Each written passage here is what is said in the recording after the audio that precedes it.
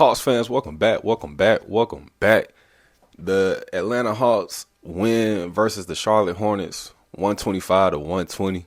And boy, can I tell you, man, that was a good game. Trae Young versus LaMelo Ball, that fourth quarter battle. They were duking it out, shot for shot, tit for tat. And Trae Young came out on top. Uh, Critics might say, "Oh, he foul baited such and such and such and such." Hey, that's the NBA's problem. That's the NBA's problem. Trae Young, looking like a 20-year veteran, knows the rules and knows how to play by the rules, man. So you can't complain about that. One thing I will say, from a Hawks standpoint, is that shout out to Trae because that's what you do to win. That's how you got to win. And until the NBA fixes that, do what you got to do. Now, from a NBA purist or NBA, non-biased standpoint, if I'm the refs, sometimes you got to go within the gray areas or go within the gray lines and be like, okay, LaMelo Ball got 4 fouls. We not calling a foul on him because shoot, it's fucking up the product. You know what I'm saying? It's fucking up the game. So as a Hawks fan, shout out to Trae Young for knowing the rules and knowing how to bend and operate within that gray area. As a non-biased NBA purist, I would say the refs gotta figure out when to let the game flow without foul calls because it was a period in that game where every possession was a foul. Every possession was a foul. And if you're a person watching at home, you don't want to see foul calls after foul calls. So as a non-biased person, I would just say that the referees, Adam Silver, he gotta, talk to the referees and be like, hey, sometimes you gotta just let them play. You know what I'm saying? Me personally, I'm a ref. So when I get those games where they look at me for a foul call, I'm like, nah, y'all duke it out, y'all play it out. Best man wins. I'm not here. I'm Mr. Don't blow the whistle. You know what I'm saying? So that's that. But let's get into the game though. Zachary Richard, when he gets his jump shot going, it's only the second game, but I can see the potential, man. And it's different types of shooters.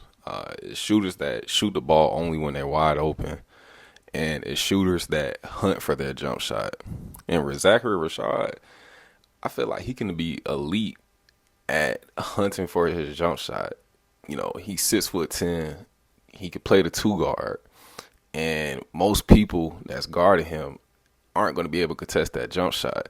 So if he's able to get him up and get him up at an elite level while hitting them, boy, the Hawks, they just go to another level. So his development, man, it's going to be scary. And when he does reach his ceiling of good defense and elite shooting, and you pair that with Trae Young, and that's the perfect backcourt. That's literally the perfect backcourt. Scary season, man. Scary season. But let's talk about the offense, right? The offense looks amazing. Definitely an upgrade from last year. Trae Young has the freedom now that now that that other guy's gone. We ain't gonna say too much about him. But Trae Young has the freedom. It was a couple of possessions where Trae Young was just letting it fly. Trae Young was just letting it fly. He shot the ball in transition one time. It came back to him. He shot it again. Last year, Trae Young, he didn't have that freedom because he's looking over his shoulder at what's his name? I ain't gonna say at other kid, and he's worried about his shot selection. But now Trae Young is like, okay, this is my team. I don't got to worry about that. Don't got to worry about that. But one thing I will say about the offense is that the off-ball movement needs to be a little bit better because the guys, they just standing around. If it's not a Trae Young pick and roll or whatnot, the offense looks kind of stagnant. So, and then also with that, if I can add one more thing, Trae Young might be, it's a couple possessions where it's like he's taking over. But and he can flip that switch to where he can take over and find that balance of, okay, let my teammates get a little bit of touch on the ball because, you know, 9 times out of 10, the best possession is with Trae Young having the ball. But you want to diversify the offense and let, you know, like it was a couple possessions where DeAndre Hunter had Steph Curry on him. Shoot, give DeAndre Hunter the ball or run a play with DeAndre Hunter going downhill with Steph Curry on him and get a couple of fouls. Or do a little bit of inverted pick and roll with Jalen Johnson where you picking and popping with Trae and then it's a wide open three because whoever guarding Trae might be a smaller matchup for Jalen Johnson. So it's those little entities that, okay, diversify the offense and then when it's time for Trae Young to take over, take over. But personal favorite, Vic Krzyzewski coming off the bench, man, if he might be the most underrated player on this team. And if he finds that balance of playmaking and scoring, it just takes the Hawks bench to another level. But he, you know, when he drives, it's like, okay, be a little bit more aggressive. Because he can find the open man. He can make incredible passes. That's no doubt. But he just needs to find that switch of, okay, this time I'm going to be aggressive going to the paint. Or this time I'm going to pull up for a 1-2 dribble pull up. Or I'm going to be aggressive on shooting my three and hunt for my shot instead of trying to playmate. And if he finds that balance, we found a gem. We found a diamond in the rough. But as far as our defense, it looks good, man. We surrounded our superstar with personnel, you know, long, linky defenders that can switch. But one thing I will say is that we do need a couple more on-ball defenders. Because when Dyson Daniels got in foul trouble, LaMelo, he just went berserk.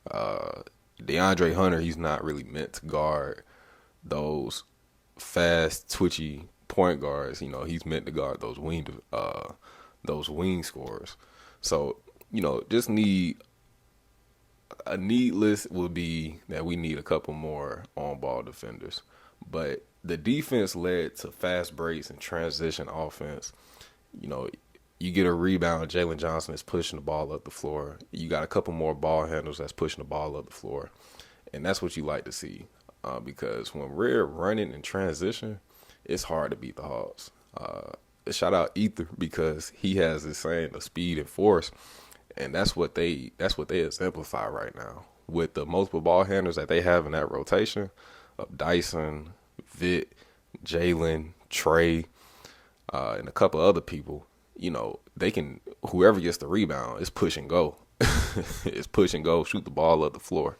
But definitely a great game. The Hawks are looking good. Hopefully we keep this win streak going. But shout out to the Hawks. Yeah.